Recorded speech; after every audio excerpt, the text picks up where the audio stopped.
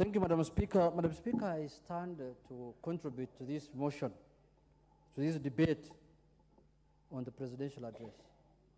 Madam Speaker, first I want to bring to the attention of the House that it's a requirement of the Constitution that the President once in a year reports to this Parliament on the achievement of certain parameters that are stipulated in the Constitution.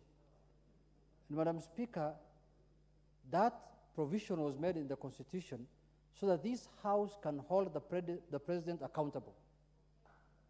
We are not here to have a chorus of thanking the President, appreciating what he said. That's none of our business as a House. We want to know, as a House, from his speech, whether the last 1 year he has achieved those issues that he is supposed to report back to this House, Madam Speaker. Madam Speaker, when I listened very keenly to the President on that day, because I was present in the House, I almost thought that the President is relaunching his UDA manifesto again for the second time, Madam Speaker. Because the whole speech was full of promises, promise after promise after promise after promise.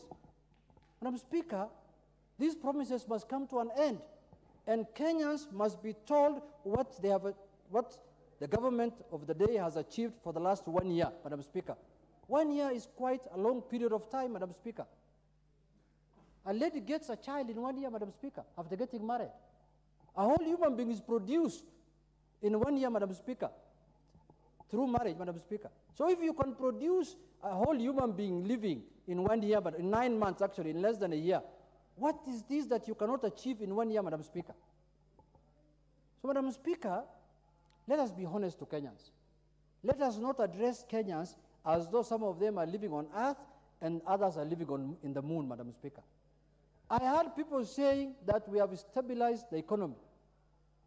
I don't understand what stabilization means. When people are suffering, the cost of living is high, the cost of food is high, what have you stabilized? Unless you have stabilized things in a manner that we Kenyans cannot see. You are struggling with debt payment, you are struggling with revenues, you are struggling with all kinds of things, and then you have the audacity to tell Kenyans that we have stabilized the economy. A stabilized economy is an economy that has less debt and higher revenues, where you don't need to borrow to pay a debt. We are living in an economy where today, if we don't borrow, we will not be able to pay our debts, Madam Speaker. Madam Speaker, some of the things that I listened to in that speech, for example, is the issue of the Hustler Fund. Somebody borrowed 740,000, and now he's a rich man. He has bought a tuk-tuk. Madam Speaker, I don't know if we are living in the same country or we are living in different parts of the world, Madam Speaker. If you have a 740,000 shillings, that is enough to buy a tuk-tuk. But if people are saying that, it's like telling me today that I will get 1 million shillings. Honorable Speaker, you know, the Honorable Juent has been born in affluence. He's lived as a rich kid. So he does not know how much 700,000 can transform a person's life. He does not know that the price of unga today has moved from 250, which he supported during President Uhuru's speech in this very house, that it was 250. Now it's at 135. Order, Honorable Owen Buyer. Order, Honorable Owen Buyer.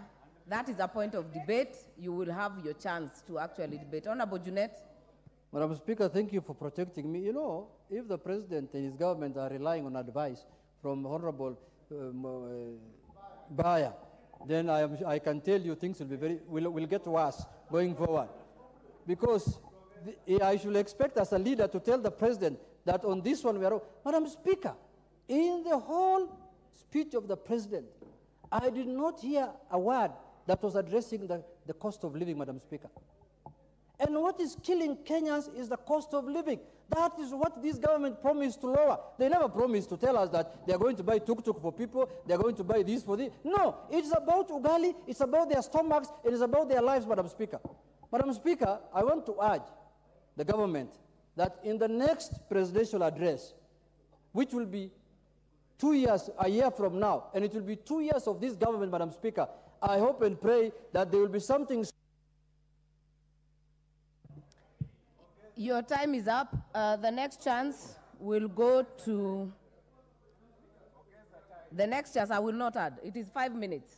I will not add. The next chance will go to the member for Westlands, Honorable Timothy Wanyonyi.